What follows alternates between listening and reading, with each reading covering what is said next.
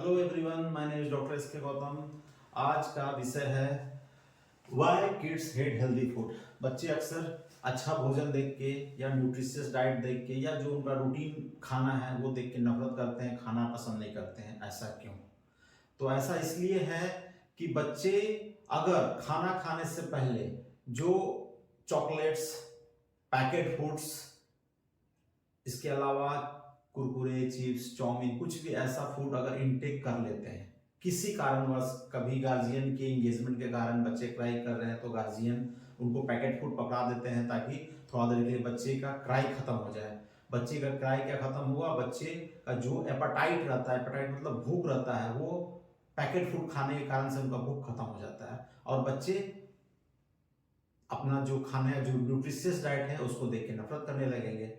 अक्सर बच्चे को अगर रेगुलरली पैकेट फूड मिलता रहा तो रेगुलर वे में बच्चे क्या करेंगे, पैकेट फूड का हैबिट हो जाता है।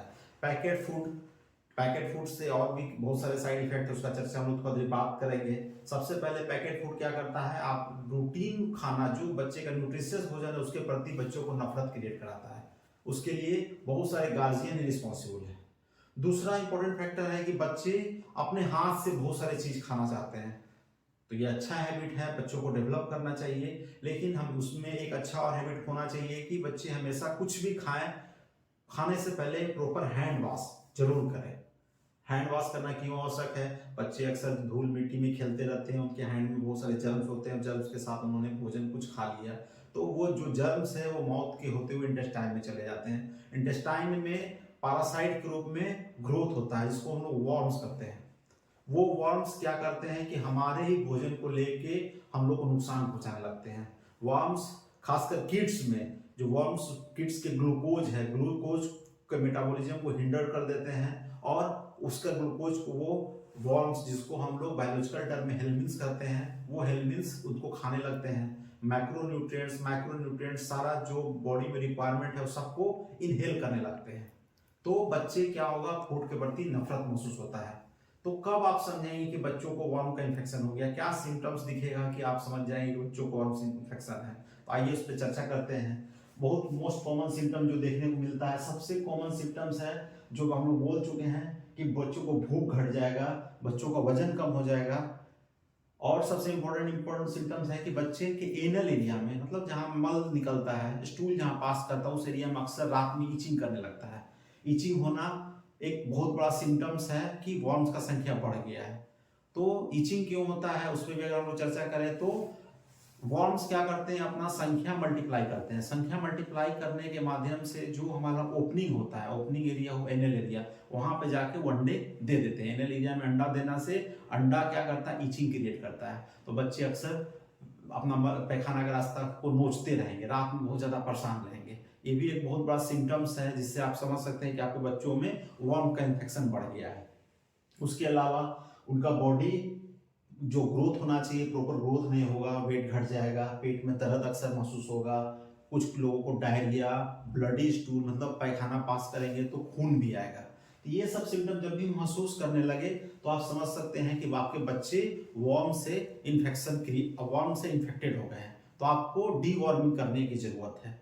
तो डीवॉर्मिंग करने का क्या तरीका है, कैसे करते हैं? तो deworming according to World Health Organization WHO कहते हैं उसको प्रिवेंटिव कीमोथेरेपी। प्रिवेंटिव कीमोथेरेपी या टर्म है डीवॉर्मिंग। ये क्या हुआ?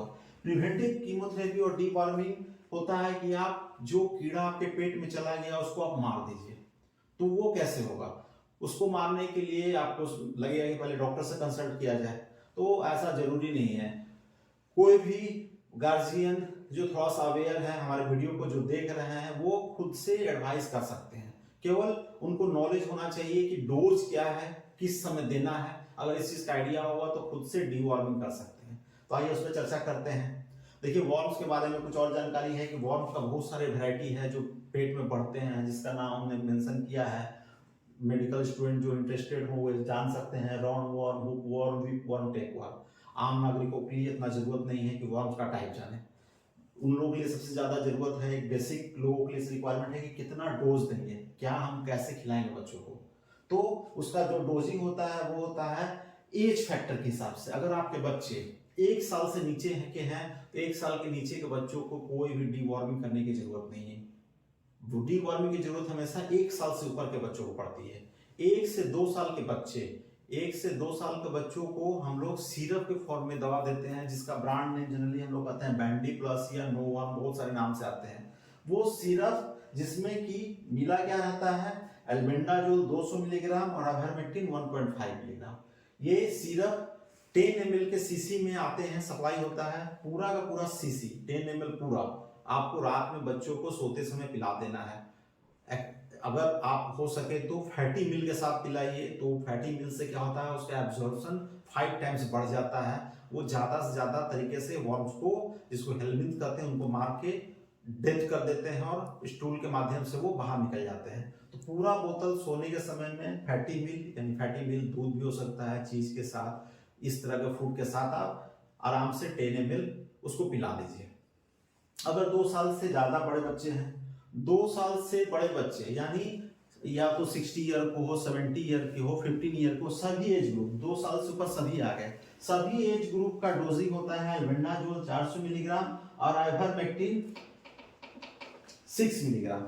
ये आइवरमेक्टिन यहाँ पे 6 मिलीग्राम होगा, तो 6 मिलीग्राम और आइवरमेक्टिन का कॉम्बिनेशन फॉर्म में आता है बैंडी प्लस टैबलेट या नोवार्म टैबलेट के नाम से। तो वो आप पूरा का पूरा टैबलेट रात में बेड टाइम में आप दे सकते हैं, ठीक है। उससे क्या होगा, डीवॉर्मिंग, कीड़े आपके मर जाएंगे। दोनों क्या है, आइवरमेक्टिन एल्बेंडाजोल दोनों में पोटेंशियल है कि कीड़ा के जो वर्म होते हैं उसके ट्यूबुलिन प्रोटीन पे एक्ट करे, उसके ग्लूकोज इंटेक को रोक दे, ग्लाइकोजन के सिंथेसिस को रोक दे और उसको पैरालाइज कर दे। जहां पैरालाइज होगा उसका सिंथेसिस रुक जाएगा, वो आराम से मर के आपके स्टूल के थ्रू पास हो जाएंगे। तो जरूरी है कि कब कब हम दे सकते हैं। तो वर्ल्ड हेल्थ ऑर्गेनाइजेशन का गाइडलाइन है कि आप छोटे बच्चों में या जो बच्चे आउटसाइड के फूड ज्यादा खाते हैं, 6 मंथली आप उसको देते रहिए। 6 मंथली 1 टैबलेट, 2 टैबलेट, 1 बार सिरप, 2 बार सिरप, दोनों प्रेफरेबल है। मान लीजिए किसी को आज सिरप पिलाएं बच्चे को 1 साल से नीचे को, तो 1 सप्ताह के बाद फिर उसको 1 बार और सिरप पिलाइए। 2 डोज कम से कम रिक्वायरमेंट है। एडल्ट में भी मिनिमम 2 डोज होना चाहिए। 2 टैबलेट, एक आज रात में सोने समय खा लिए, एक फिर 1 सप्ताह के बाद खाएं। 2 टैबलेट हर 6 मंथ में आप देते रहें यंग्स बच्चों को और खासकर किड्स को। तो उससे क्या होगा, उनका प्रॉपर हेल्थ रिक्वायरमेंट फुलफिल होता रहेगा।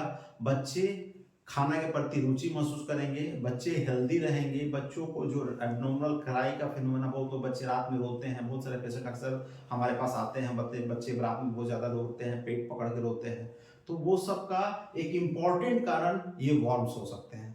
तो आप अपने बच्चों को हेल्दी रखने के लिए इस तरह का जो वीडियो है और भी मैं अपने यूट्यूब चैनल के माध्यम से देता रहूंगा।